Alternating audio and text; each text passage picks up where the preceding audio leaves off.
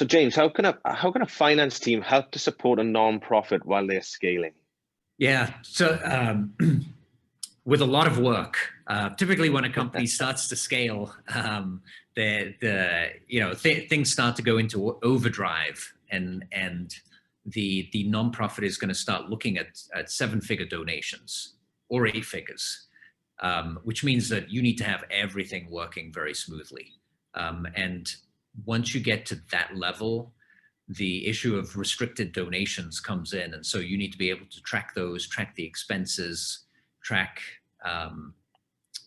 all the credit card receipts, the time tracking that gets allocated to those projects, and have very tight reporting. That is typically not an easy thing to do, and it takes time to set up properly. Once you're scaling, hopefully you've already gone through at least a couple of audits, and you have a good auditor who has helped you clean things up, and has tightened internal controls, but continued tightness is essential. So dual approvals, making sure that all the reporting gets approved, the wiring, the treasury function. It's very much like a for-profit, but I feel like the governance, the complexity of the governance starts much earlier on.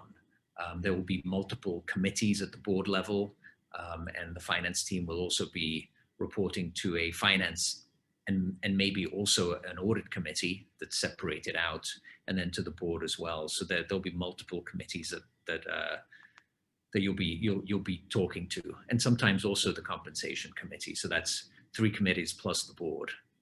So things get a lot more complex, that's why also the internal hiring needs to be developed. So you're starting to look at bringing a lot of intellectual property in-house. So you're probably not outsourcing the accounting anymore. You'll have accountants in-house.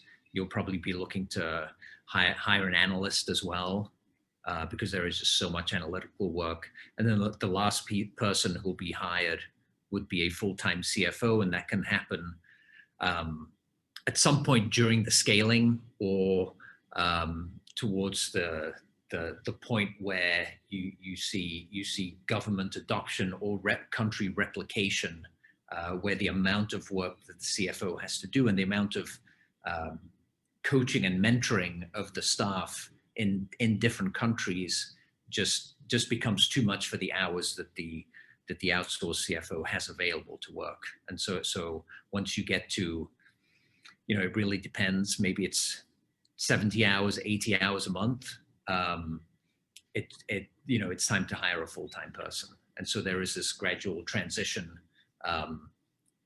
during the whole scaling towards, with nonprofits, it's not really an exit, but it can be an exit for the founder. It can be an exit for some of the donors, where there is, I guess, donor churn, because you're going to bigger and bigger donors, or some donors will only stay on for 3, 5, 7 years, and then they'll say, great, now we're going to go back and invest in other nonprofit startups. So there's definitely this progression with nonprofits as well.